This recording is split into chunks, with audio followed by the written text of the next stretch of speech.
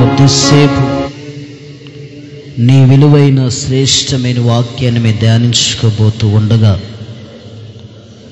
మా అందరి ఆత్మల క్షేమార్థమై నీ వాక్యమును మాకు దీవించి పంచిపెట్టుమని తండ్రి కుమార పరిశుద్ధాత్మ నామములో వేడుకుంటూ ఉన్నాము తండ్రి, ఆమేన్.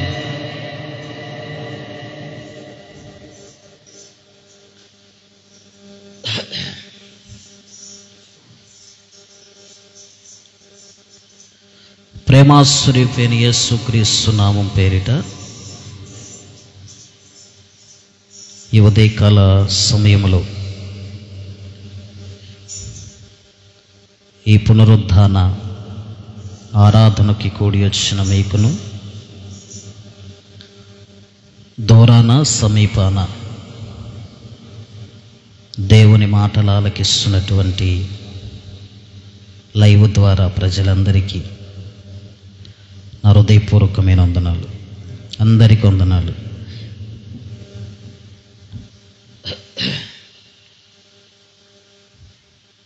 పరిశుద్ధ గ్రంథంలో నుంచి కొన్ని మాటలు ధ్యానించుకుందండి.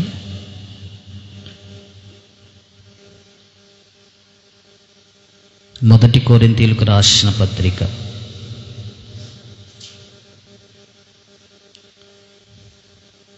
1 కొరింథీయులకు రాసిన పత్రిక చూడండి. పరిశుద్ధ గ్రంథం ఉన్న వాళ్ళందరూ చూడండి.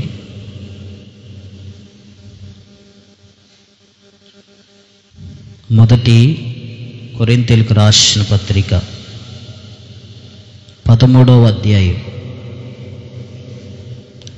13వ వచనాన్ని నేను చదువుతున్నా. ఒకసారి మీరు అక్కడ ఉన్న మాటలను గుర్తెరగండి చాలు. కాగా విశ్వాసము, నిరీక్షణ, ప్రేమ ఈ మూడు నిలుచును.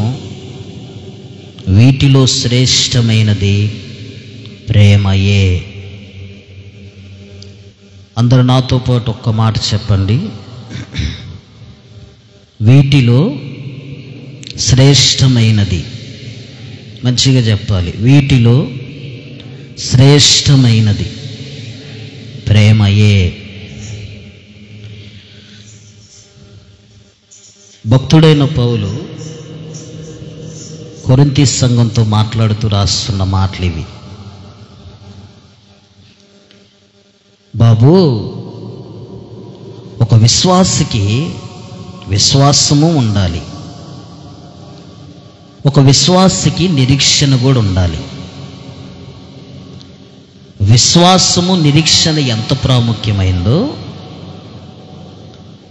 అంతకన్నా ప్రాముఖ్యమైంది మానవ జీవితానికి ఒకటి ఉంది. అదేంటంటే ప్రేమ. మనలో ప్రేమ ఉందంటే ఆటోమేటిక్గా విశ్వాసాన్ని సంపాదించుకోగలుగుతాం, నిరీక్షణను సంపాదించుకోగలుగుతాం. దేవుని ఎదుట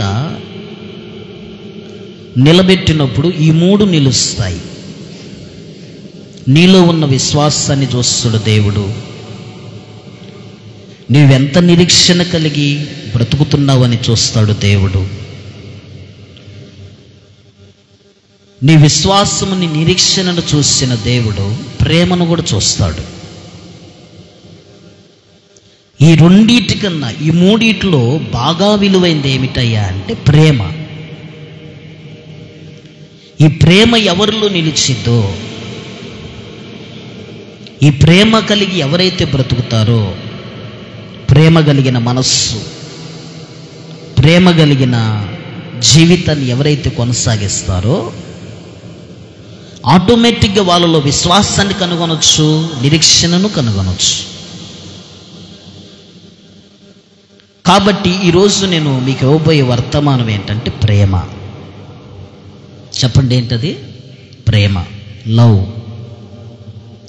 ఏంటి ప్రేమ? ప్రేమ అంటే ఏంటి అసలు?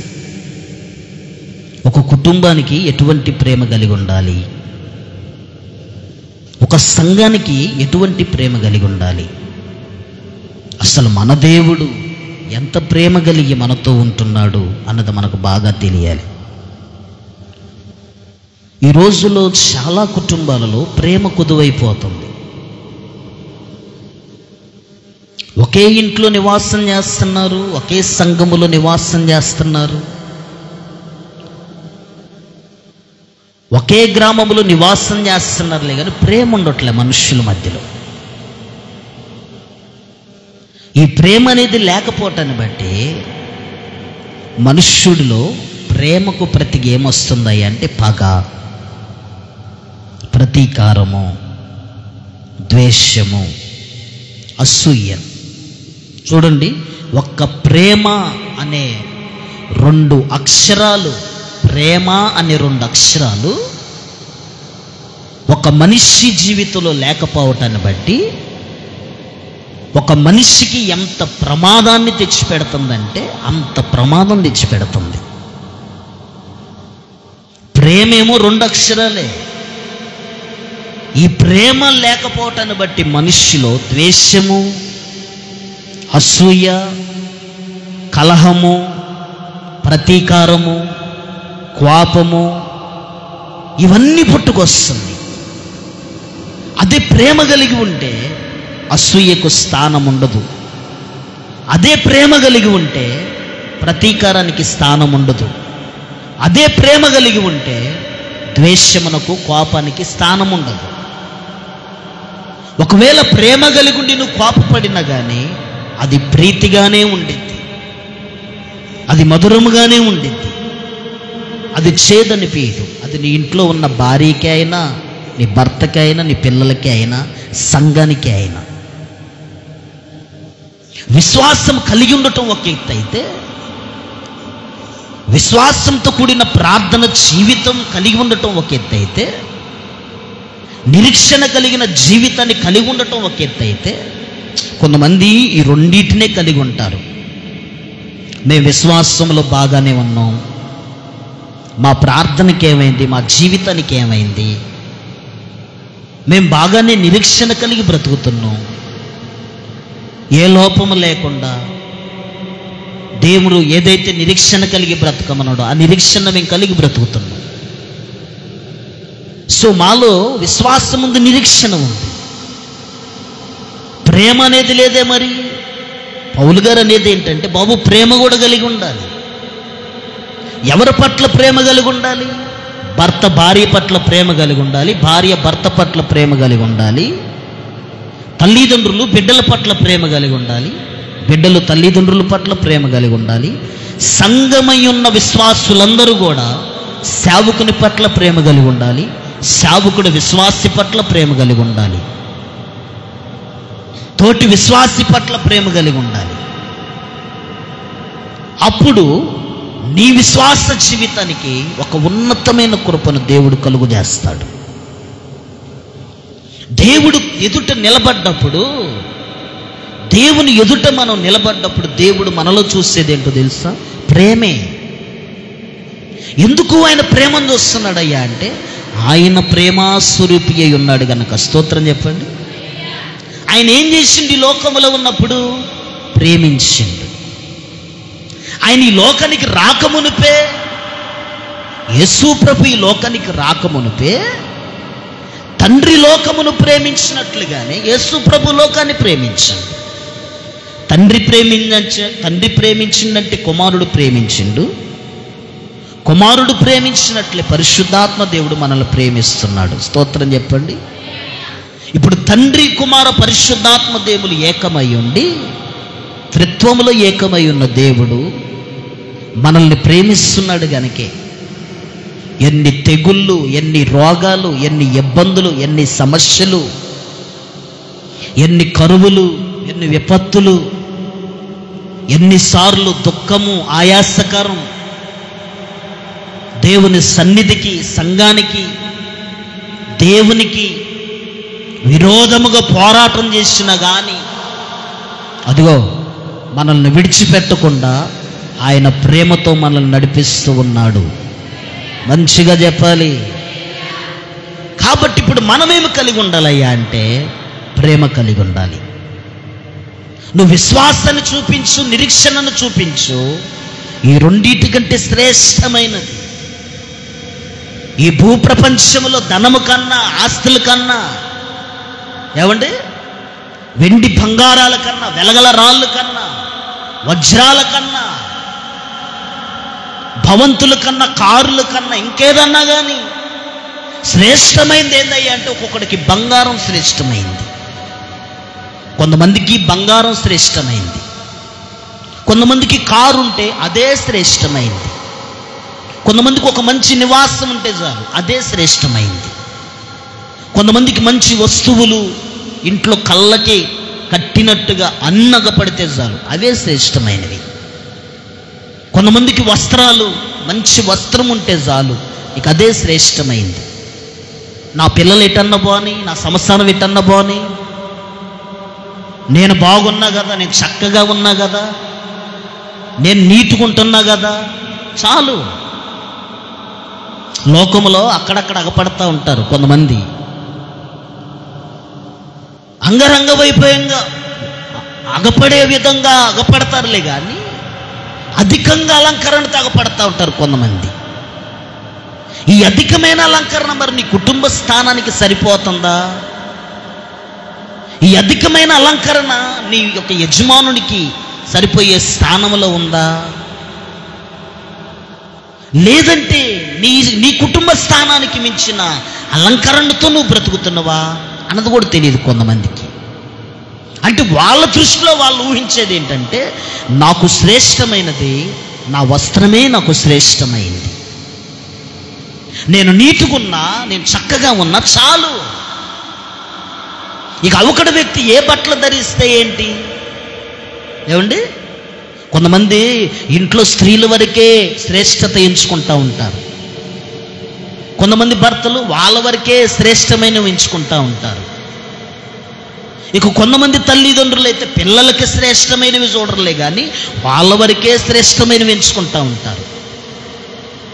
కానీ శ్రేష్టమైనది ఏంటయ్యా అంటే నువ్వు అనుకునేది ఎన్నటికీ కాదు, నువ్వు అనుకునే ధనము కాదు, ఐశ్వర్యము కాదు, వస్త్రము కాదు, సుఖభోగాలు కాదు. మరి శ్రేష్టమైనది ఏంటయ్యా అంటే ఇదిగో తినటానికి తిండున్నా లేకపోయినా కానీ, సరైన వస్త్రమే నీ జీవితంలో ఉన్నా లేకపోయినా కానీ,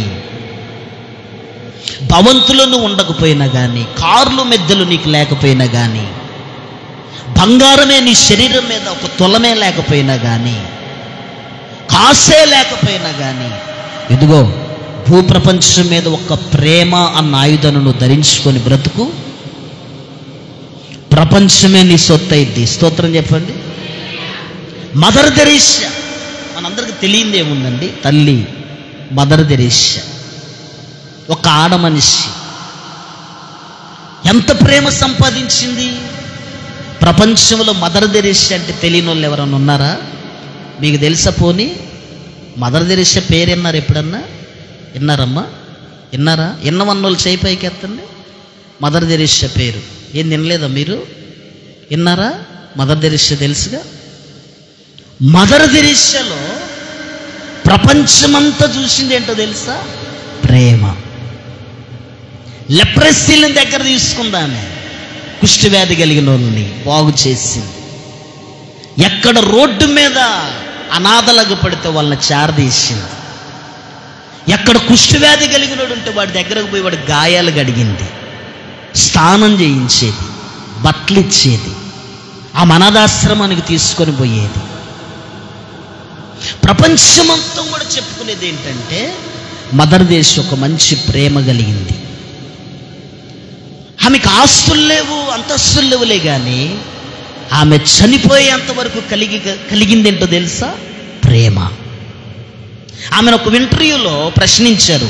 ఒక గొప్ప ఇంటర్నేషనల్ విలేకరు ఆమెను ప్రశ్నించింది, మీకు ఈ లెప్రసీల్ని దగ్గర తీసుకుంటున్నప్పుడు జాగ్రత్తగానండి, ఈ కుష్టి రోగుల్ని మీకు దగ్గరకు తీసుకుంటున్నారు, ఆ కుష్ఠవ్యాధి కలిగిన వాళ్ళని పట్టుకుంటున్నారు, కౌగిలించుకుంటున్నారు, వాటేసుకుంటున్నారు. వాళ్ళ గాయాలు మీరు దగ్గరకు పోయి మీరే తుడుస్తున్నారు, స్నానం చేపిస్తున్నారు. పైపెచ్చి వాళ్ళ చేతులు పట్టుకొని మీ శరణాలకి తీసుకెళ్తున్నారు. మీరు ఇంత ఓపిక ఎలా వచ్చింది మీలో అని ఒక ఇంటర్వ్యూ చేసే వ్యక్తి, అమెరికా విలేకరు ఆమెను ప్రశ్నించిండు. అప్పుడు ఆమె ఒకే ఒక ప్రశ్న, ఒకే ఒక జవాబు ఇచ్చిన విషయం ఏంటంటే, నా దేవునితో పోల్చుకుంటే, నేను ఎరిగిన దేవునితో పోల్చుకుంటే నేను కలిగి ఉన్నది ప్రేమ కొద్దిగా అని చెప్పింది ఆమె. ఎవరమ్మా నువ్వు ఎరిగిన దేవుడు అంటే ఆమె చెప్పిన మాట, నజరేయుడైన యేసుక్రీస్తు. ఆయన ప్రేమతో పోల్చుకుంటే నా ప్రేమ కొద్దిదే. నేను ఈరోజు లెప్రసీని పట్టుకోవటానికి అసహాయపడితే, ఆ రోజు నా తండ్రి భూప్రపంచం మీద ఉన్న ప్రతి మానవుడి కొరకు ప్రేమించి ప్రాణం పెట్టిండు. కాబట్టి నా ప్రేమ ఎంతటిది? నేను కలిగి ఉన్న ప్రేమ కొద్దిదే, నేను చేసేది కొద్దిదే అని దీనత్వం కలిగి, తగ్గింపు కలిగి, అంత పెద్ద ఇంటర్వ్యూలో కూడా ఆమె దేవుని నామాన్ని గనపరిచింది. కానీ నాకంత ఓపిక ఉంది, నాకెంత ఓపిక ఉంది, నా ఓపిక చేయబట్టే ఇట్ట నడుస్తుంది, నేను ఓపిక చేయబట్టే ఇంత చక్కగా ముందుకెళ్తున్నాం, నేనే ఓపిక కలిగి ఉండకపోతే ఎప్పుడో రోడ్లు పాలయ్యాలో. అర్థమైందా? నేనే ఓర్చుకోకపోతే, నేను గనక ఇంత ఓపిక ఓర్పు కలిగి నివసించకపోతే నా సంసారం ఎప్పుడు రోడ్డును పడేది. ఇవన్నీ చెప్పిందే? చెప్పలే. ఒకటే ఒక మాట, నా దేవుని ప్రేమ నాలో ఉంది, ఆ ప్రేమే నా ప్రజలకు నేను చూపిస్తున్నా. స్తోత్రం చెప్పండి. హల్లెలూయా. అంత పెద్ద ఇంటర్వ్యూ చేసేవాడే అమెరికా వాడు వచ్చి అంత ఇంటర్వ్యూ ఇస్తాం అంత మాట అంటే, ఈ మధ్యలో సోషల్ మీడియా లాంటి మీ కూర బాగుందంటే చాలు, ఏందంటే ఇన్ని కూరలు వేస్తున్నారండి 60 రూపాయలకి అని ఒక ఇంటర్వ్యూవే చేసిండోడు. 60 రూపాయలకి 4 కూరలు, chicken fry, chicken curry, boti fry. ఏంటాంటీ అన్నాడు. అంతే. ఆంటీని చూసారా మీరు? కుమార్ ఆంటీని చూసారా? ఆంటీ ఇక చూడు తగులుకుంది. రాండి, నా ఇల్లు చూపిస్తా, నా వంటగది చూపిస్తా, రాండని శుభ్రంగా దేశపోయి ఇల్లు మొత్తం చూపించింది. బిజినెస్ మ్యాన్లు అందరూ దేశపోయి రోడ్డు మీద వేశారు. అర్థమైందా? ఇప్పుడు నువ్వు గొప్పదానివైనప్పుడు నువ్వు చేయాల్సిందేమిటి? నేను ప్రేమ కలిగి ఉన్నా, ఈ ప్రేమను బట్టి నేను ఇంత అభివృద్ధి చెందాను, మనుషుల్ని నేను ప్రేమిస్తున్నా కాబట్టి అతి తక్కువ రేటుకి నేను భోజనం పెడుతున్నానయ్యా అని చెప్పాలా. మదర్ తెరీసా ఎంత వీటికి సమాధానం చెప్పింది? నా దేవుని ప్రేమతో పోల్చుకుంటే నా ప్రేమ కొద్దిదే అంది.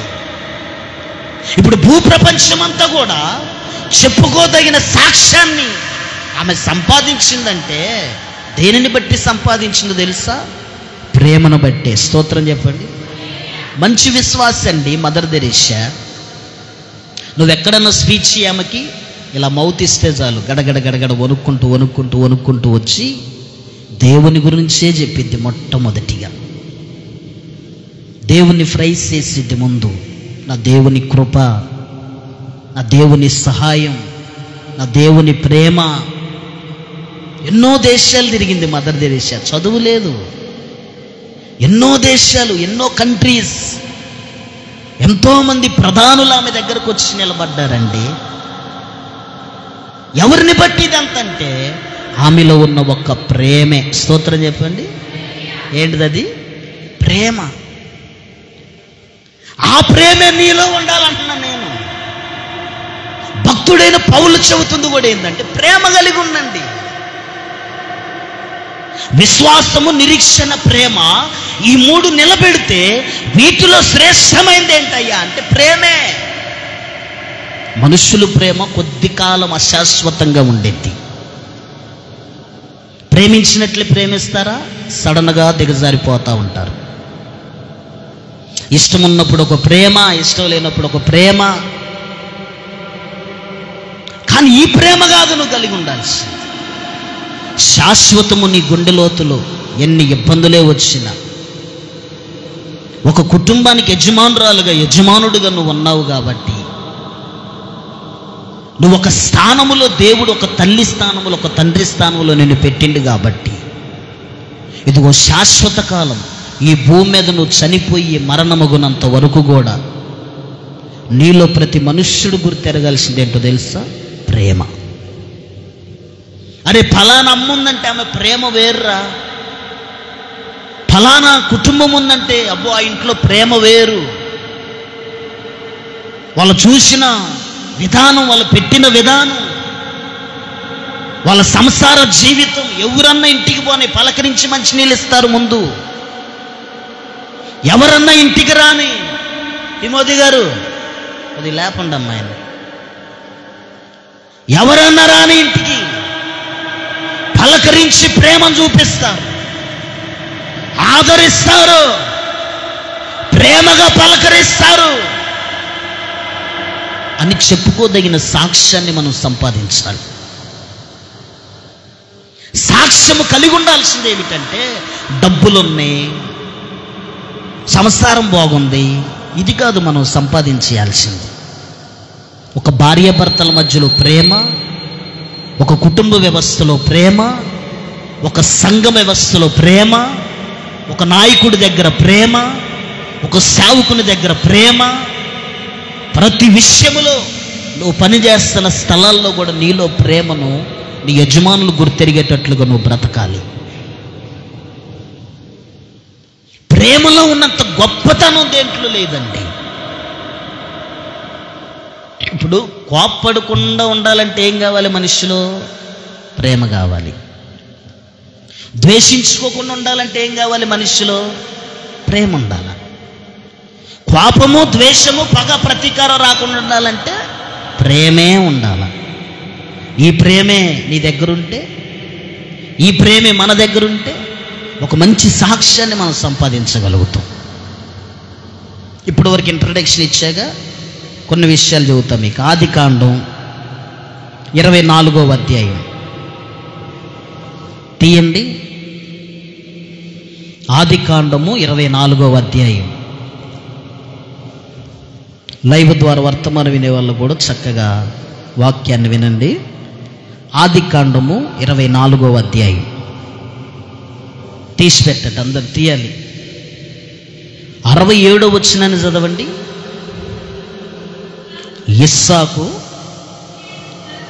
ఇస్సాకు తల్లి అయిన శారా గుడారములోనికి ఆమెను తీసుకొని పోయెను. అట్లు అతడు రెబెకాను పరిగ్రహింపగా ఆమె అతనికి భార్య ఆయను. అతడు ఆమెను ప్రేమించెను. స్తోత్రం చెప్పండి, మధ్య చెప్పండి. అతడు ఆమెను ఏమనుందాడా? అతడు ఆమెను ప్రేమించెను. ఈ ప్రేమ ఎంతవరకు వచ్చిందో తెలుసా? చనిపోయేంతవరకు వాళ్ళిద్దరి మధ్యలో ప్రేమ తెగిపోలేదు. అప్పుడే వస్తుంది పెళ్లి చూపులకి, పల్లకీలో మోసుకొని వస్తున్నారు, చూసిండంతే.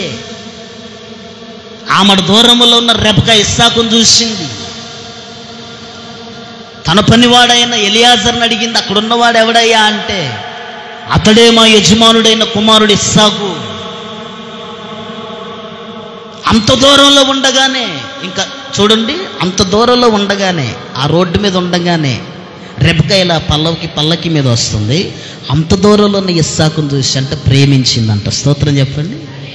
అంటే ఇప్పుడు ఆయనలో ఏం చూసిందంటే అందాన్ని చూడలేదు. ఆల్రెడీ ఇస్సాకును గురించి సాక్ష్యం ఉన్నది రెబెకా. మా యజమానుడు మంచి ప్రార్థన పరుడు, మా యజమానుడు ఎంత ప్రార్థన పరుడో మా యజమానుడు కొడుకు కూడా అంతే ప్రార్థన పరుడు. అది ప్రేమించింది. ఇస్సాకు నడకను చూసి ప్రేమించలేదు రెబెకా. ఇస్సాకు స్టైల్ను చూసి ప్రేమించలేదు రెబెకా. మరి ఏం చూసి ప్రేమించిందయ్యా అంటే తన తండ్రిలో ఉన్న ప్రార్థన జీవితాన్ని చూసి ప్రేమించింది. స్తోత్రం చెప్పండి. మనం ఇప్పుడు అందరం ఏడు ఉన్నామండి. మనందరం ఎలాగేకమయ్యాము? ప్రేమతోనే కదా. ఒక్కొక్క కుటుంబం ఎలాగేకమైంది? ఇప్పుడు ఒక కుటుంబం ఎలాగేకమైందండి? సరే మీరు చెప్పరు, మా గురించి చెప్పామా? ఇప్పుడు అమ్మగారు నేను ఏకమయ్యాము. ఎలాగ ఏకమయ్యాము? ఆమె నన్ను ప్రేమిస్తుంది కాబట్టి, నేను ఆమెను ప్రేమిస్తున్నా కాబట్టి. అంటే మా పెళ్లి చూపుల్లోనే మాకేం కలిగింది? ఏం కలిగింది? ఏంది మోగోళ్ళ మీరు? నేను ఆ బూతులు లేకున్నానా? నోరు తెరవరేంది? ఇప్పుడు చెప్పండి. మా పెళ్లి చూపుల్లో మాకేం కలిగింది? ప్రేమ కలిగింది. నేను ఆమెను చుట్టం, ఆమె నన్ను చుట్టం. ఏమండి, అప్పుడు నా ఫోటో కొంతమంది చూశారు. బీచ్లో దిగా, అప్పుడు ఇట్ట పెట్టుకొని దిగా బీచ్లో. కొంతమంది చూసి నేనేమైనా ఫీల్ అవుతానని నా ఎదురుగా నవ్వట్లే. ఆ ఫోటో చూడటం, ఆ ఫోటో నేనేం లేని చూసి నవ్వుతున్నారని నేను ఆ ఫోటో చూసి నవ్వుతున్నా. అప్పుడు ఆ స్థానంలో అట్టున్నా కాబట్టి. అప్పుడు అయినా కానీ దేవుడు మమ్మల్ని ఏర్పరచిపోతున్నాడు కాబట్టి నేను అమ్మగారింటికి పోయినప్పుడు నేను ఆమెను చూసా. నాకేం కలిగింది? ప్రేమ కలిగింది. ఇప్పుడు అమ్మగారు నన్ను చూడటంతో ఏం కలిగింది? ప్రేమ కలిగింది. ఇప్పుడు ఈ ప్రేమ ఏమైంది? ఏకమైంది. ఇప్పుడు రెబకా కూడా పల్లకి మీద వస్తున్న ఇస్సాకును చూసి ప్రేమించింది. వెంటనే పల్లకి దిగిన రెబకాని ఇస్సాకు చేయి పట్టుకొని శారా గుడారంలోకి తీసుకెళ్ళిండు. స్తోత్రం చెప్పండి. శారా గుడారం దేనికి సాదృశ్యం తెలుసా? ప్రార్థన జీవితానికి సాదృశ్యం. శారా గుడారం దేనికి సాదృశ్యం తెలుసా? శారా ఎక్కడుందని అబ్రహాముని అడిగితే దేవదూతలు అబ్రహాం అంటాడు కదా, ఆమె గుడారములో ఉందయ్యా అంటాడు. స్తోత్రం చెప్పండి. అబ్రహాం బయట ఉంటే శారా లోపల ఉంది. ఆ శారా లోపలుండి ఏం చేస్తుంది చెప్పండి? చెకోడీలు తింటుందా? ఏం చేస్తుంది? రోడ్డు ఎమ్మటి వచ్చే స్వీట్ పనులన్నీ కొనుక్కొని తింటుందా? ఏం చేస్తుంది? శారా గుడారములో ఉండి అబ్రహాము దేవుడైన దేవునికి ప్రార్థన చేస్తుంది. ఎందుకు ప్రార్థన? అబ్రహాము క్షేమం కొరకు, అబ్రహాం ఆరోగ్యం కొరకు. ఇప్పుడు పొద్దుగూకులు నువ్వే బయటికి పోతావా? 360 రోజులు నువ్వే పోతావా? ఏదో కలుపు ఉన్నప్పుడు పోతావు, పత్తి ఉన్నప్పుడు పోతావు, నాటు ఉన్నప్పుడు పోతావు. పద్దాకు పోతావా? తర్వాత బయటికి పోయేదెవరు? ఎక్కువ కాలం ఎక్కువ శాతం బయటికి పోయేదెవరు? యజమానుడే. బయటికి వెళ్తున్న యజమానుడు క్షేమం కొరకు శారా ఏం చేస్తుంది తెలుసు? గుడారములో ప్రార్థన చేస్తుంది. స్తోత్రం చెప్పండి. హల్లెలూయా. మనం అంటాం కొద్దిగా ఏదైనా పోయేటప్పుడు ఒక మాట అన్నాడు అనుకో, బయలుదేరేటప్పుడు, నువ్వు ఏడ చచ్చావు పో ఏమంటారు? పోయేటప్పుడు నువ్వు ఏడ చచ్చావు పో, నీ సావుగాల అంటారు కొంతమంది. ఏమండి? శారా ఏమో అబ్రహాము క్షేమాన్ని కోరుతుంది. శారా గుడారం దేనికి సాదృశ్యం అంటే ప్రార్థనకు సాదృశ్యం. ఇప్పుడు గుడారములోకి ఇస్సాకు రెబకాను తీసుకెళ్ళి ఆమెను పరిగణింపగానుంది. అక్కడ అంటే ప్రేమ కలిగిన చోట ఇదిగో శత్రువు వచ్చి కూర్చున్నా కానీ ఆ ఇంట్లో ఏం కలిగిద్దో తెలుసా? ప్రేమే కలిగిద్ది. స్తోత్రం చెప్పండి. ఎమ్మటనే రెబకాను తీసుకెళ్ళిండు, అతడు ఆమెను ప్రేమించను అని రాయబడి ఉందాడ. ప్రేమ నేనేమంటాను తెలుసా? ప్రేమించే భర్త భార్య క్షేమాన్ని కోరతాడు. ప్రేమించే భార్య భర్త క్షేమాన్ని కోరిద్ది. ప్రేమించే బిడ్డలు తల్లిదండ్రులు క్షేమాన్ని కోరతారు. ప్రేమించే తల్లిదండ్రులు బిడ్డల క్షేమాన్ని కోరతారు. ఎప్పుడు శాపనార్థాలు రావు నోటెమ్మటి. నీ బ్రతుకెందుకు, నువ్వెందుకు? అర్థమైందా? శాపనార్థాలు వచ్చిన నోటెమ్మటి రాకూడదు. దేనికో తెలుసా? నువ్వు శాపనార్థం పెట్టాలంటే నేనేమంటాను తెలుసా? నీ వివాహ పెళ్లి చూపుల దగ్గర పోయి నుంచోవాలి. నువ్వు ఈరోజు నీ భర్తను నువ్వు శపించాలన్నా, నీ భార్యను నువ్వు శపించాలన్నా కానీ మీరు వివాహం చేసుకోవడానికి ముందుగా ఎక్కడైతే పరిచయం అయ్యారో ఆ పరిచయం దగ్గరకు పోయి నిలబడాల. స్తోత్రం చెప్పు. ఆ పరిచయం దగ్గర పోయి నిలబడితే నీకేం గుర్తొచ్చిందో తెలుసా? ప్రేమ గుర్తొచ్చింది. నువ్వు కొలుసుకోవాలి, నాలో ప్రేమ ఎందుకు కొదువైతుంది, నాలో ప్రేమ ఎందుకు తక్కువైతుంది. కాకూడదు. ఇదిగో వృద్ధాప్రేమలో చనిపోయిందండి శారా. చనిపోతే అబ్రహామును ఓదార్చలేనంత ఏడుపు ఏడ్చిందంట శారా కోసం. ఎంత ప్రేమిస్తే అంత ఏడుపు ఏడ్చుంటాడు ఏమండి? ఎంత ప్రేమిస్తే అంత ఘనంగా ఏడ్చుంటాడు. అతడు ఆమెను ప్రేమించింది. దీని అర్థము ప్రతి భర్త ప్రతి భార్యను ప్రేమిస్తూనే ఉండాలి. ప్రతి భార్య భర్తను ప్రేమిస్తూనే ఉండాలి. ఎప్పటి వరకు అయ్యా అంటే ఇద్దరు పొందల గడ్డలో పోయేంత వరకు, జీవితాన్ని ముగించేంత వరకు. సమాజంలో సాక్ష్యాన్ని సంపాదించాలి, సంఘములో సాక్ష్యాన్ని సంపాదించాలి, వీధుల్లో సాక్ష్యాన్ని సంపాదించాలి. నేనేమంటాను తెలుసా? అందరు నాకు వెళ్ళి చూడండి, నాకు వెళ్ళి చూడండి. ఇదిగో పెళ్ళిళ్ళు చేసుకునే వాళ్ళు కూడా చూడండి. మీ జీవితంలో ఎన్ని రకాల ఇబ్బందులు ఎదురైన కుటుంబ వ్యవస్థలో బయట ప్రజలు చెప్పుకోవాల్సింది ఏంటో తెలుసా? వాళ్ళ కలిగి ఉన్నంత ప్రేమ ఎవ్వరూ కలిగి ఉండరు. స్తోత్రం చెప్పండి. దాన్ని సంపాదించాలి, దాన్ని కంపల్సరిగా సంపాదించాలి. వెనువెంటనే ఆ ప్రేమను తగ్గించుకోవాలి. ఆ ప్రేమ కలిగిన బంధంలో నువ్వు నిలబడాలి. ఇస్సాకు రెబెక్కను ప్రేమించను ఉంది. ఇస్సాకును రెబెక్కను ప్రేమించిన తర్వాత కొద్ది కాలానికి, జాగ్రత్తగానండి, కొద్ది కాలానికి రెబెక్కకి గర్భఫలం అందట్లేదు. గొడ్రాలుగా మిగులుతుంది, గర్భఫలం అందట్లేదు. ఒక పక్క రెబెక్క బాధపడుతుంది, ఒక పక్క ఇస్సాకు బాధపడుతుంది. వీటన్నిటిని చూసిన యజమానుడైన ఇస్సాకు చేసిన పని ఏంటో తెలుసా? ఉపవాసం ఉండి, సరే ఎలా ప్రార్థన చేసిండో మొత్తానికి, ఏ విధంగా ప్రార్థన చేసిండో మొత్తానికి కానీ దేవుని సన్నిధికి వెళ్ళి ఇస్సాకు దేవుని సన్నిధిలో కూర్చొని ఏడిచిందంట. అయ్యా, నా భార్య గొడ్రాలుగా ఉండటం ఏంటి? నా భార్య పనికి మాలినాలుగా ఉండటం ఏంటి? నా సంసారంలో అసమాధానం కలగటం ఏంటి? మా భార్య భర్తల మధ్యలో అసమాధానం కలగటం ఏంటి? అంటే ఒక మంచి ప్రార్థన పరుడైతేనే ఈ ప్రార్థన చేస్తాడు. ఏ ప్రార్థన తెలియనుడైతే భార్య కోసం ప్రార్థన చేయడు, పిల్లల కోసం ప్రార్థన చేయడు. నామకార్థ ప్రార్థన పరుడైతే అసలు ఎవరి కోసం ప్రార్థన చేయడు. అది ప్రార్థన పరుడు అనుకో, భార్య కోసం కంపల్సరిగా భర్త ప్రార్థన చేస్తాడు, పిల్లల కోసం భర్త ప్రార్థన చేస్తాడు, భార్య కోసం కంపల్సరిగా కన్నీరు గారుస్తాడు.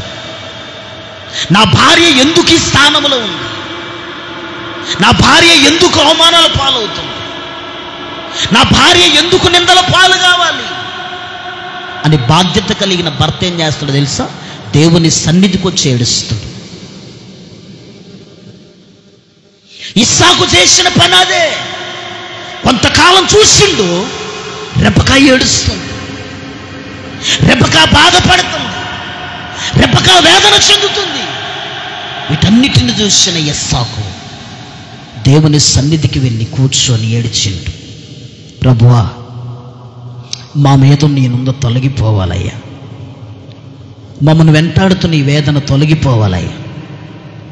ఇదిగో మా దోషములు ఏదైనా ఉంటే తొలగించి, ఒకసారి నీకు విరోధంగా మేము ఎన్నోసార్లు మాట్లాడాము, నీకు విరోధంగా మేము సనిగాము, నువ్వు ఇస్తానన్న గర్భఫలాన్ని మేము వద్దన్నాము, మాకు పిల్లలొద్దు, పాడొద్దు, మా బ్రతుకులు ఇలాగే చేస్తాయని మేము అన్నాం. ఆశీర్వదించే దేవుడు నువ్వు మాట విన్నావు. ఒకవేళ మా నోటి శాపమే మాకు శాపంగా మారిపోయిందేమో, మా కుటుంబానికి శాపంగా మారిపోయిందేమో, నా గర్భఫలానికి శాపంగా మారిపోయిందేమో, దయతో నన్ను కరుణించయ్యా, నన్ను జ్ఞాపకం చేసుకో అని ఇస్సాకు దేవుని సన్నిధికి వచ్చి ఏడ్చాడండి. క్షమాపణ కోరిండు, ప్రార్థన చేసిండు, కన్నీటి ప్రార్థన చేసి. కొన్నిసార్లు మన నోటిని బట్టి దేవుడిచ్చే ఆశీర్వాదాన్ని మనమే వద్దనుకుంటాం. పరిశుద్ధ గ్రంథంలో ఉండే మాట, ప్రతి మానవుడి హృదయాంశరంగా నెరిగిన దేవుడు అని రాయబడి ఉంది. ప్రతి మాట దేవుని ఎదుటికి వెళ్ళిద్ది మన మాట. నువ్వు శపిస్తావా, దేవుడు వింటాడు. నువ్వు ఆశీర్వదిస్తావా, దేవుడు వింటాడు. దేవుడిచ్చిన ఆశీర్వాదాన్ని ఇదేం ఆశీర్వాదం అంటావా, దానివల్ల నీకు నష్టం కలిగిద్ది. దేవుడు ఆశీర్వదింపాలని నీ తట్టు తొంగి చూసినప్పుడు నాకు అవసరం లేదని నువ్వు అనుకుంటావా, అదే ఆమెనంటాడేమో, ఎవడికి తెలుసు. వీటన్నిటిని ఎరిగిన ఇస్సాకు దేవుని సన్నిధికి వెళ్ళి క్షమాపణ కోరుతున్నాడు. భార్య కోసం ప్రార్థన చేస్తున్నాడు. భర్త ప్రార్థన చేస్తున్నాడు గర్భఫలం కోసం, భార్య కోసం. అంటే ఇస్సాకు ఒక్కడే ఎగపడతాడు. ప్రార్థన చేసినట్లుగా ఇస్సాకు ఒక్కడే ఎగపడతాడు. చూడండి ఆ మాట ఒకసారి. ఆదికాండం తీయండి.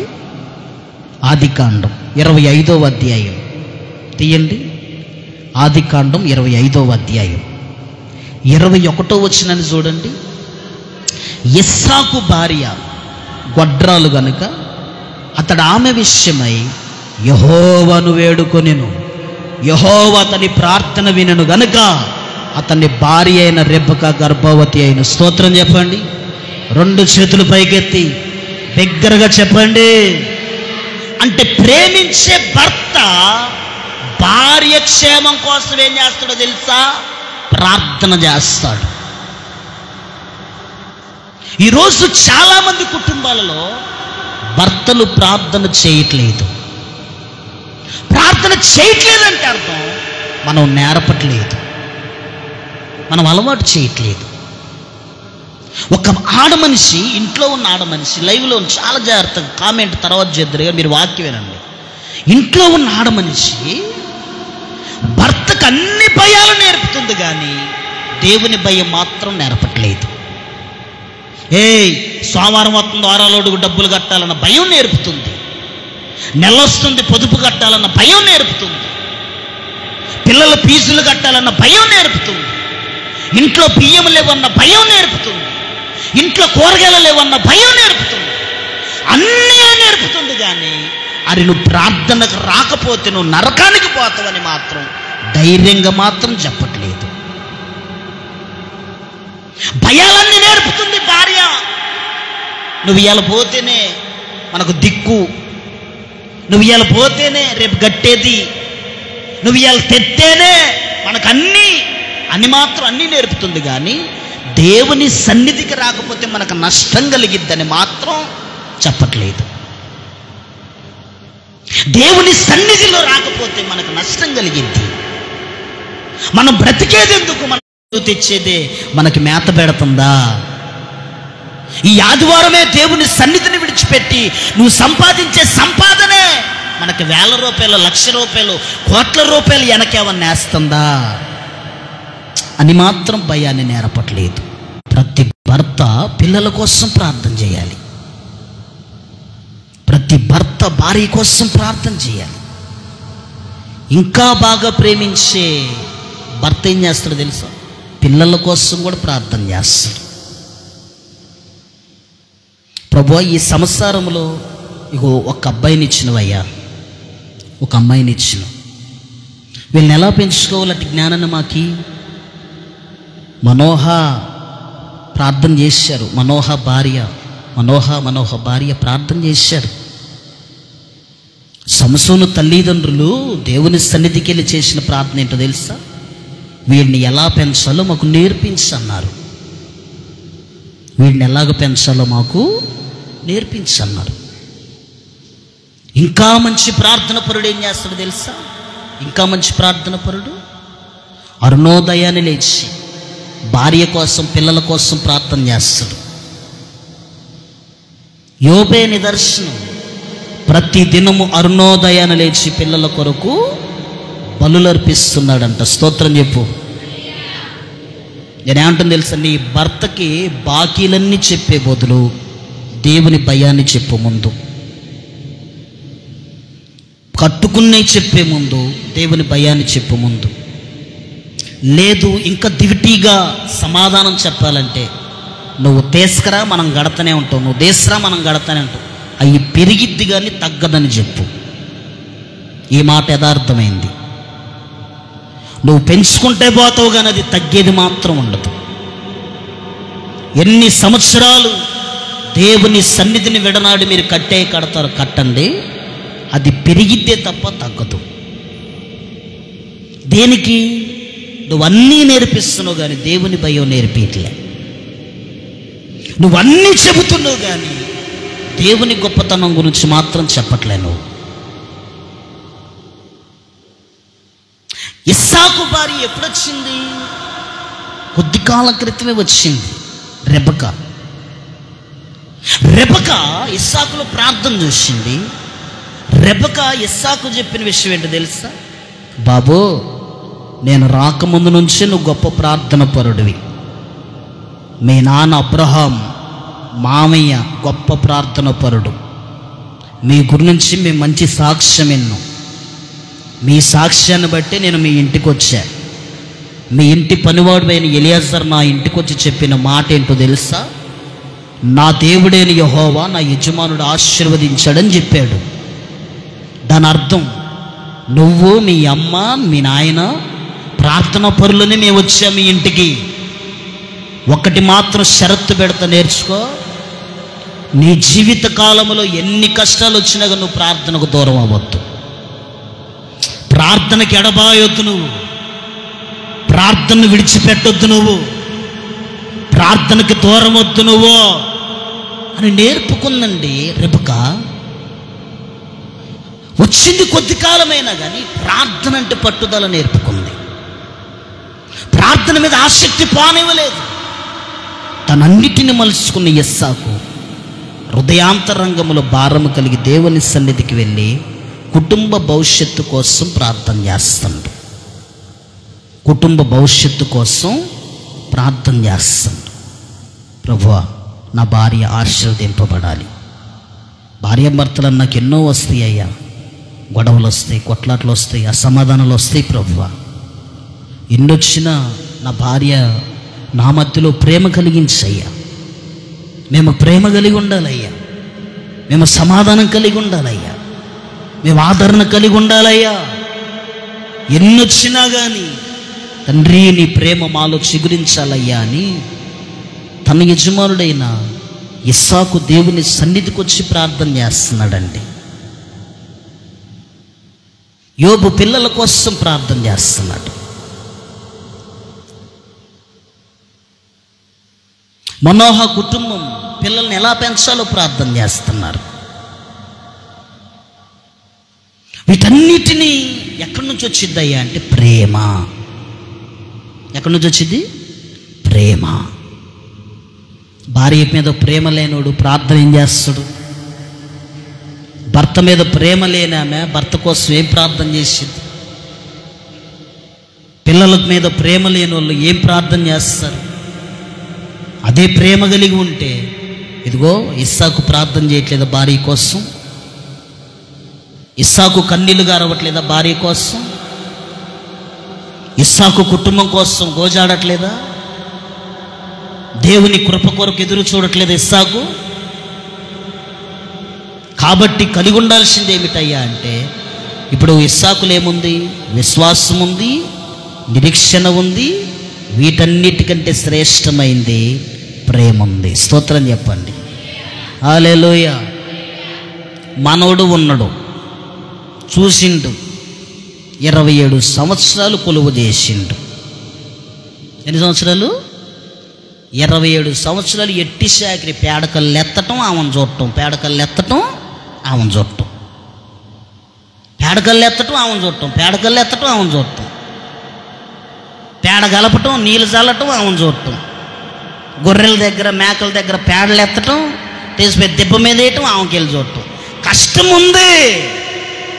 21 సంవత్సరం పడిన కష్టం మామూలు కష్టం అనుకుంటున్నారా? మామూలు కష్టం కాదు. అంత కష్టపడ్డా కానీ తనకు ఎలాగుందంటే, ప్రేమలో ఉన్న మైకానికి మైండ్ బ్లోయింగ్ అయిపోయి అవి కొద్ది కాలంగా ఎంచుకున్నాడంట. ఎంతకాలంగా? కొద్ది కాలంగా. దేనికి? ప్రేమకి. చూడండి ఆదికాండం చూడండి. ప్రేమలో ఉన్నోడికి అది ఎంత కష్టమైనా అది కష్టం అనిపించదు. చూడండి ఆదికాండం 29వ అధ్యాయం తీయండి. ఆదికాండం బైబిల్ తీయండి, ఆదికాండ 29వ అధ్యాయం 20వ వచనం చూడండి. యాకోబు రాహేలు కోసం ఎన్ని సంవత్సరాలు అంటండి చెప్పండి? ఎన్ని సంవత్సరాలు? 7 సంవత్సరాలు. ఇది ఒకసారిగా. రెండోసారి చూడండి, 27వ వచనం చదవండి. ఈమె యొక్క వారమును సంపూర్ణం చేయము, నీవింకా 7 సంవత్సరాల కొలువు చేసినట్లా, అందుకే ఆమెను కూడా నీకు ఇచ్చేదనని చెప్పగా, ఇది 2, ఇంకొక 7 సంవత్సరాలు. మూడోసారి చూడండి, 29 అక్కడే 28వ వచనం. యాకోబు అలాగు చేసి వారము సంపూర్ణమైన తర్వాత అతడు ఆమె కుమార్తె అయిన రాహేల్ని అతనికి భార్యగా ఎన్ని సంవత్సరాలు? 21 సంవత్సరం. ఎన్ని సంవత్సరాలు అంట? 21 సంవత్సరం. ప్రేమే ప్రేమ, ప్రేమే ప్రేమ. అంటే కష్టం ఉంది.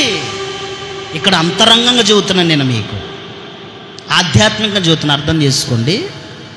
కష్టం ఉంది, కానీ ప్రేమ ఏం చేస్తుందో తెలుసా? ఆ కష్టాన్ని సులువు చేస్తుంది. బాధ ఉంది, కానీ ఆ ప్రేమ ఏం చేస్తుందో తెలుసా? బాధపడనేట్లేదు. వేధిస్తుంది, అయినా కానీ వేధింపగలిగింది ఈ తెక్కలది. లేయేమో మౌనంగా సంసారం చేసుకుంటూ బతికిద్ది. ఏమొక బిల్డప్లు ఎక్కువ, తిన్న వారవదు. ఏమంటే లేయ కొడుకు తత్రపుత్ర రక్షాలు తీసుకొచ్చిండు, పళ్ళు తీసుకొచ్చిండు కొన్ని, అవి తింటున్నా కానీ వారవదు.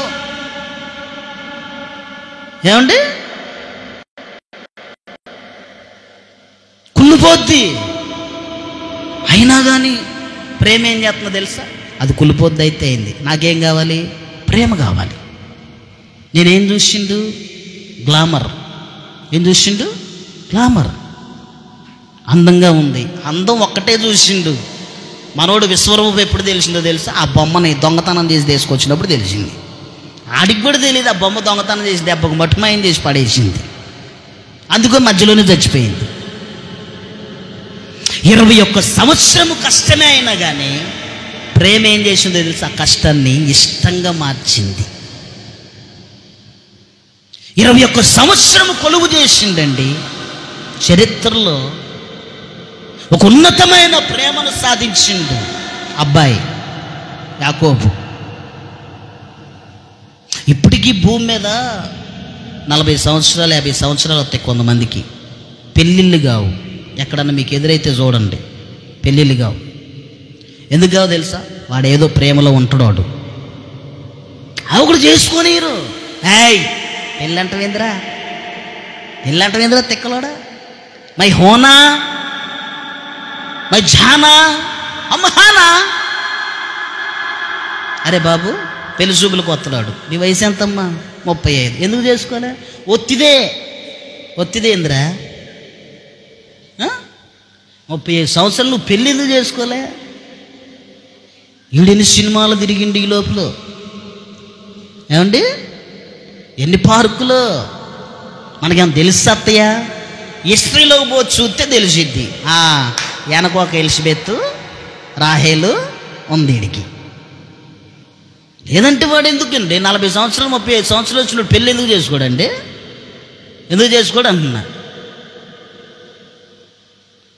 ఇదిగో చూడు, ఆల్రెడీ ఒక ఆమెను ఇచ్చి అంట పెట్టిండుగా, సంతోషించాలి లేదా?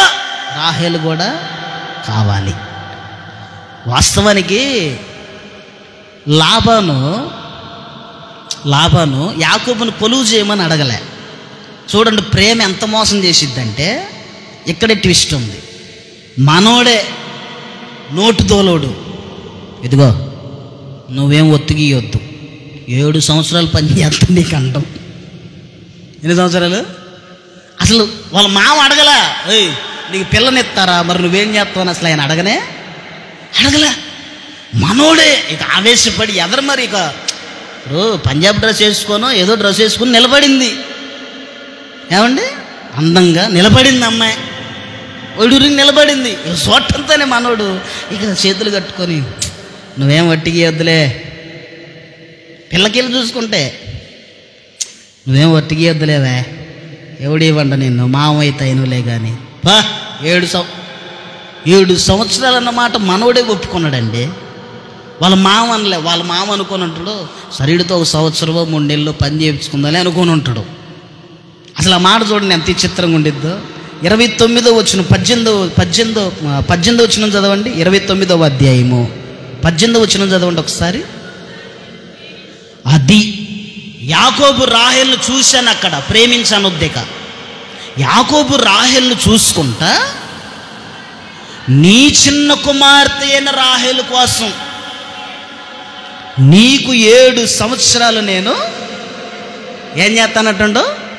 మనోడే ఒప్పుకున్నాడా, మామ చేయమన్నాడా? చెప్పండి. మనోడే ఒప్పుకున్నాడు. దీనికి అలవాటు పడ్డాడు ఎవరు? ఒకసారి అలవాటు చేసిండుగా, నీకు కొలువు చేస్తాను. దీనికి అలవాటు పడ్డాడుగా, ఇప్పుడు ఇచ్చిండు పోవాలిగా. అలవాటు పడ్డాడు. మామ తెలివిగల్లోడు. యాకోబు అనుకుంటే యాకోబు కన్నా ముదురు మామ. ఇప్పుడు 3వసారికి వచ్చేపాటికి అంటాడు కదా, ఇంక 7 సంవత్సరాలు చెయ్యి. ఇప్పుడు ఏమంటాడు? వాళ్ళు ఒప్పుకుంది ఎన్ని సంవత్సరాలు? 7 సంవత్సరాలు. ఇప్పుడు అలవాటు పడ్డ మామ ఏమంటాడు తెలుసా? ఇంకొక 7 సంవత్సరాలు చెయ్యి, ఇంకొక 7 సంవత్సరాలు చెయ్యి, ఇంకా 14 సంవత్సరాలు సంపూర్ణం చేయి, ఈ అమ్మాయిని నీకు ఇస్తానండి. ఏమంటే లేనిపోని 100 దోలు తెచ్చుకుంటే ఎన్ని సంవత్సరాలు నలిగిండు మనోడు? 21 సంవత్సరం నలిగిండు. దేనికోసం? ప్రేమ.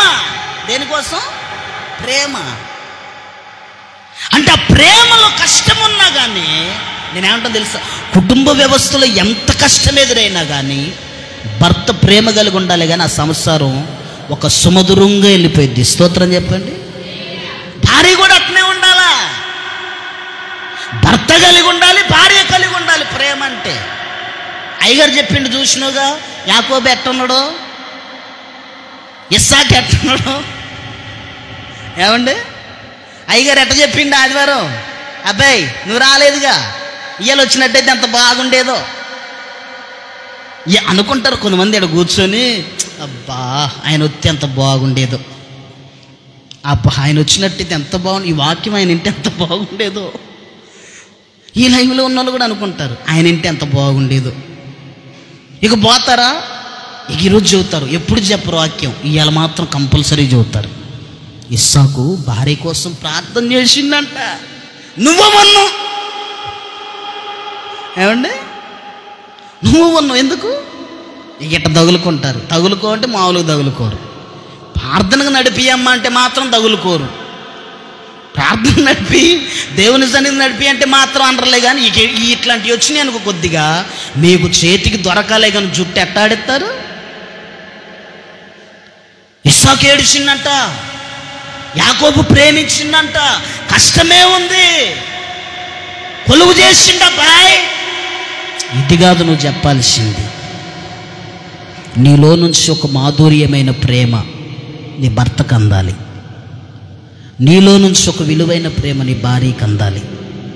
అప్పుడు ఇద్దరి మధ్యలో ఉన్న మంచి ప్రేమ పిల్లలకు అది మాధుర్యంగా మారిద్ది. స్తోత్రం చెప్పండి. హల్లెలూయా, హల్లెలూయా.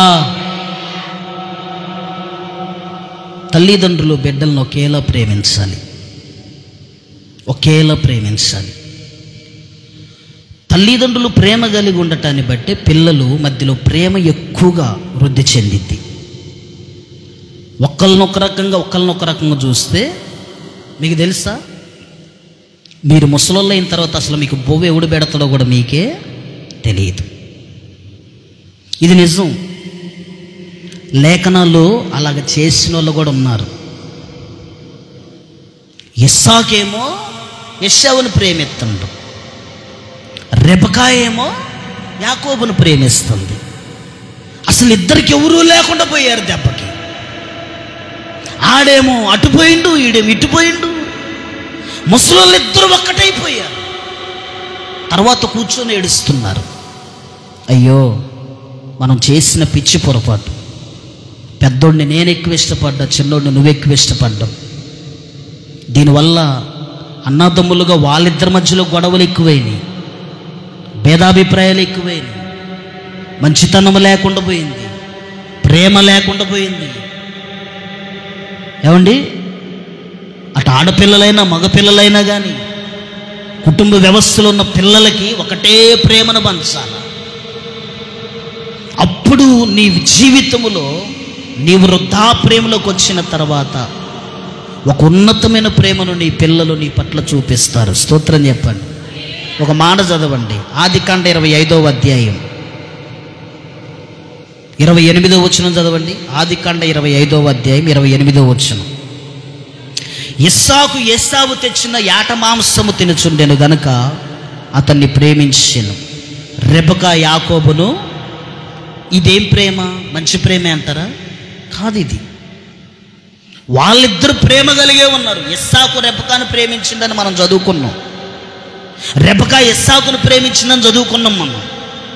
వాళ్ళిద్దరు ప్రేమగానే ఉన్నారులే కానీ పిల్లల వ్యవస్థ దగ్గరకు వచ్చే పాటికే మాంసానికి ఒకడు అలవాటు పడిండు, ఏమండి రొట్టె ముక్కకు ఒకళ్ళు అలవాటు పడ్డారు. మాంసానికి ఏమో ఇస్సాకు అలవాటు పడిండు, రొట్టె ముక్కకేమో రెబెకా అలవాటు పడింది. ఇప్పుడు పిల్లలిద్దరి మధ్యలో ఏమైపోయిందంటే కక్షలు, కోపం చిన్న పిల్లల నుంచే.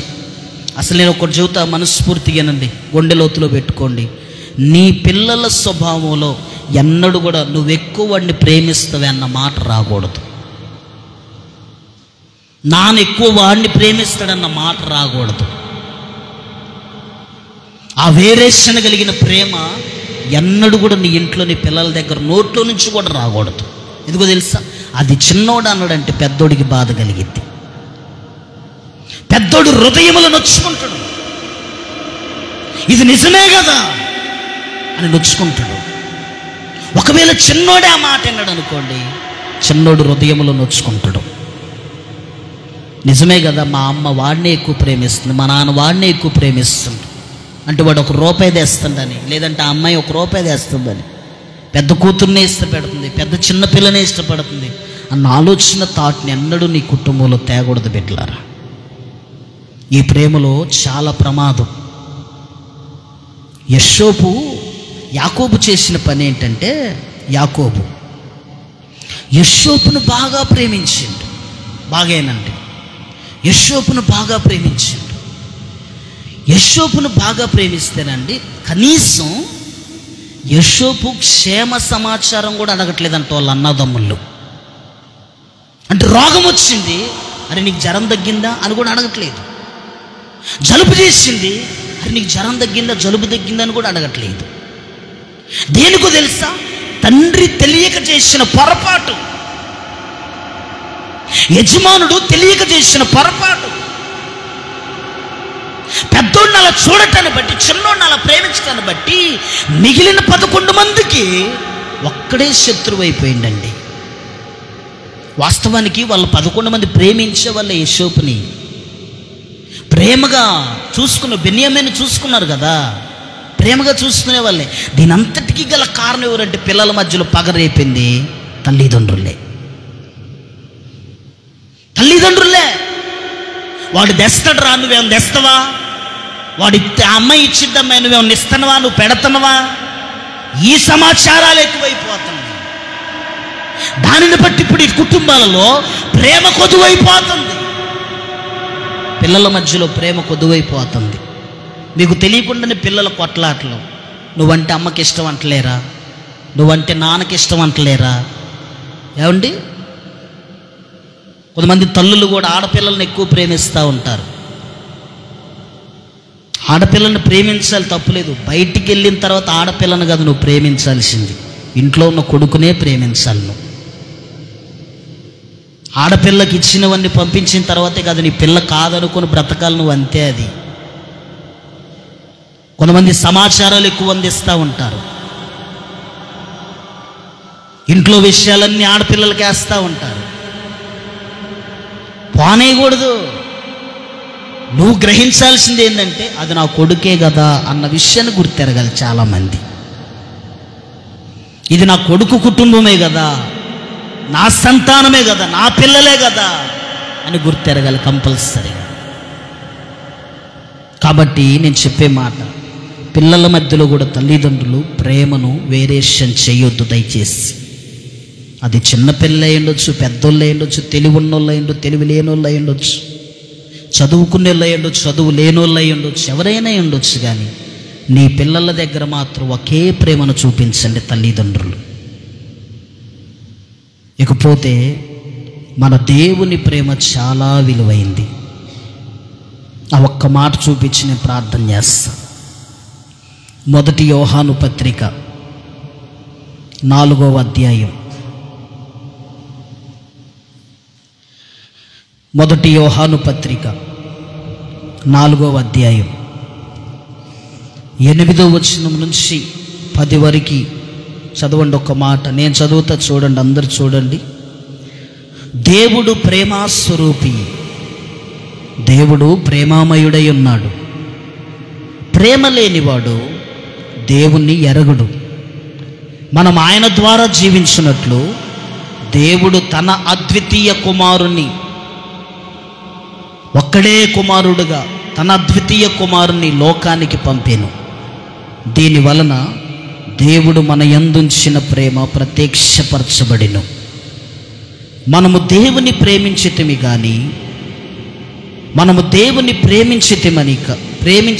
కాదు, తానే మనలను ప్రేమించి మన పాపములకు ప్రాయశ్చిత్తమగుటకు తన కుమారుని పంపెను. ఇందులో ప్రేమ ఉన్నది. స్తోత్రం చెప్పండి, మంచిగా చెప్పండి. తండ్రి కుమారుని ప్రేమించి, మనందరినీ ప్రేమించి కుమారుడిని ఈ లోకానికి పంపాడు. దేనికై ఆయన వచ్చిందంటే మన పాపముల ప్రాయశ్చిత్తము కొరకై, మనందరి పాపముల ప్రాయశ్చిత్తము కొరకై ఆయన ప్రాణమును బలియాగముగా అర్పించటానికి, ఆయన ప్రాణమును బలిగా ఇవ్వటానికి ఇదిగో ఈ లోకానికి పంపించబడిన నజరేయుడైన యేసు క్రీస్తు మన పాపముల నిమిత్తమై ప్రాయశ్చిత్తముగా సిలువలో వేలాడిండు. అదే గొప్ప ప్రేమ ఉన్నది. స్తోత్రం చెప్పండి. అంత ప్రేమించిండు మన దేవుడు మనల్ని. ఆయన ప్రేమ ఈ భూప్రపంచంలో ఎట్టు తిరిగినా కానీ పొందుకోలేము. యేసయ్య లాంటి ప్రేమ చరిత్రలో ఎక్కడికి వెళ్ళినా కానీ దక్కించుకోలేము. అంత మంచి ప్రేమ కలిగిన దేవుని మనం కలిగి ఉన్నాం కాబట్టి ఆయన ఏమై ఉన్నాడు అన్నాడు? ప్రేమాస్వరూపి అయి ఉన్నాడు. కాబట్టి మనమేమి కలిగి ఉండాలంటే ప్రేమ కలిగి ఉండాలి. ఏం కలిగి ఉండాలి చెప్పండి? ప్రేమ.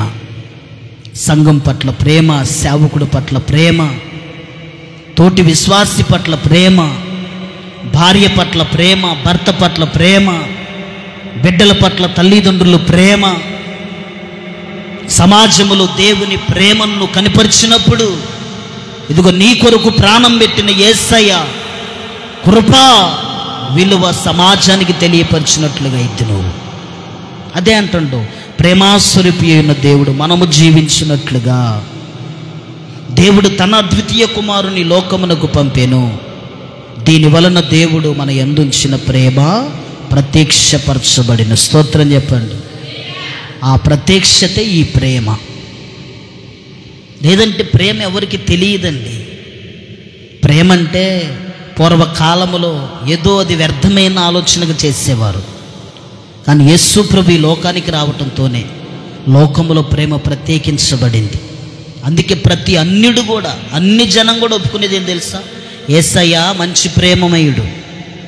వాళ్ళకు తెలిసిన పదం అది ఒక్కటే. మీరు అన్యుల్ని ఎవరైనా ప్రశ్నించండి, యేసయ్య మంచోడే, అందరినీ ప్రేమించిండు అంటారు. ఆయన మంచి ప్రేమ కలిగినోడు, శత్రువును కూడా ప్రేమించమని అంటారు. కొంతమంది వాక్యం కూడా చెబుతారు అన్ని జనులు. అంటే అంత ప్రేమ కలిగిన దేవుని మనం కలిగి ఉన్నాం కాబట్టి మన విశ్వాస జీవితంలో ఆ ప్రేమను, ఆ కృపను, ఆ నిరీక్షణను, యేసయ్య కలిగి ఉన్న ప్రేమను మనం కలిగి ఉన్నప్పుడు నీ ఇంట్లో, నీ కుటుంబములో, సంఘములో, పరిచర్యలో నువ్వు నిలబడి ప్రతి స్థలములో కూడా ఒక ఉన్నతమైన సాక్ష్యాన్ని నా దేవుడు నీకు కలిగించునుగాక. దేవుడి మాటలు దీవించునుగాక. మోకరించండి, ప్రార్థన చేసుకుందండి. ఎక్కడ వారు అక్కడ మోకరించండి, ప్రార్థన చేసుకుందండి. ప్రార్థన చేసుకుందండి, మోకరించండి. దయచేసి అందరూ మోకరించండి, ప్రార్థన చేసుకుందండి. ఈ ఉదయకాల సమయంలో ప్రేమామయుడై ఉన్న దేవుడు నీతో మాట్లాడిన మాట, ప్రేమ కలిగి ఉండు, ప్రేమ కలిగి ఉండు, సంఘములో ప్రేమ కలిగి ఉండు. Thank you Jesus, thank you master.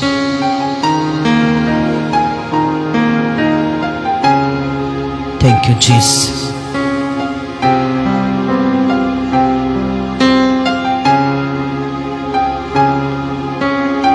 Thank you master. ఇదిగో భార్య భర్త పట్ల ప్రేమ కలిగి ఉండాలి. భర్త భార్యను ప్రేమించు బదుడై ఉన్నాడు. పురుషుడు తన సొంత శరీరమును ఎలాగైతే ప్రేమింపబదుడై ఉన్నాడో అలాగున స్త్రీని ప్రేమించాలని పౌలు గారు ఎఫెసీ సంఘంతో చెబుతున్నాడు.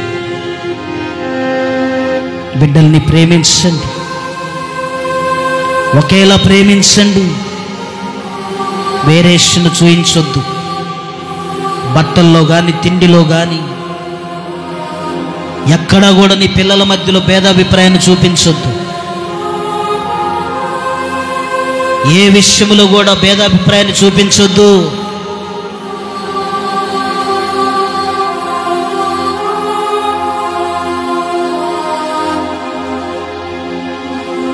ఎంత మధురమో యేసుని ప్రేమ. నువ్వు ప్రార్థనలో ఉంటు, నువ్వు నోరు తెరిచి ప్రార్థన చేస్తానే ఉండు. నేను ప్రేమ కలిగి ఉండే కృపనియ్యను. నోరు తెరో, ప్రేమ కలిగి జీవించే భాగ్యాన్ని ఇవ్వండి తండ్రి. ఎంత మధురమో యేసుని ప్రేమ, ప్రేమ ప్రేమ ప్రేమ ప్రేమ. అయ్యా, నా భర్త పట్ల నేను ప్రేమ కలిగి ఉండే కృపనివ్వండి అయ్యా. మా మధ్యన ఎన్ని విభేదాలు వచ్చినా అయ్యా, ఎంత కోపతాపాలు ఎదురైనా మేము మాత్రం ప్రేమ కలిగి ఉండే మనస్సునివ్వండి దేవా. పిల్లల్ని ఒకేలా ప్రేమించే మనస్సునివ్వండి అయ్యా. అంధకార బంధము నన్నావరించగా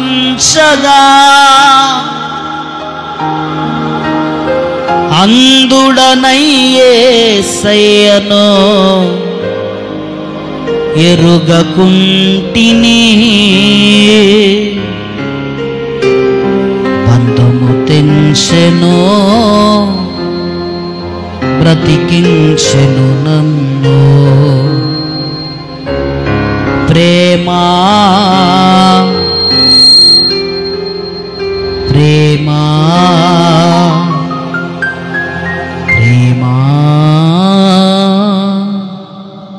ప్రేమ. ప్రేమాస్వరూపివైన తండ్రి, మీకు వందనాలయ్యా. ఆశ్చర్యకరుడువై ఉండి ఈ లోకమును మీరు ప్రేమించారు తండ్రి. ఈరోజు మేము ఇలాగున్నామంటే నీ ప్రేమే. మేము జీవించినట్లుగా నీ ఒక్కడే ఒక కుమారుడు, అద్వితీయ కుమారుని లోకమునకు పంపి మా పాపముల నిమిత్తమై ప్రాయశ్చిత్తము జరిగించినట్లుగా ప్రేమను ప్రత్యక్షపరిచినందుకే మీకు స్తోత్రాలు తండ్రి. ఇస్సాకు రెబెకాను ప్రేమించాడు. రెబెకా ఇస్సాకును ప్రేమించినట్లుగా అయ్యా 21 సంవత్సరములు కష్టమే అయినా యాకోబు కలిగి ఉన్న ప్రేమ మా సంసార జీవితాలలో, నీ బిడ్డల జీవితాలలో యేసు నామమున ముగింపు వరకు నిలుచునుగాక. కృపనివ్వండి దేవా. తండ్రి, నీ ప్రేమను కలిగి జీవించుటకు సహాయం చేయమని, నువ్వు కృపలో వర్ధిల్ల చేస్తూ రమ్మని ప్రార్థిస్తూ నీకు మాత్రమే మహిమ చెల్లించుకుంటూ నజరేయుడైన యేసు క్రీస్తు నామం పేరిట ప్రార్థిస్తూ ఉన్నాము తండ్రి. ఆమేన్.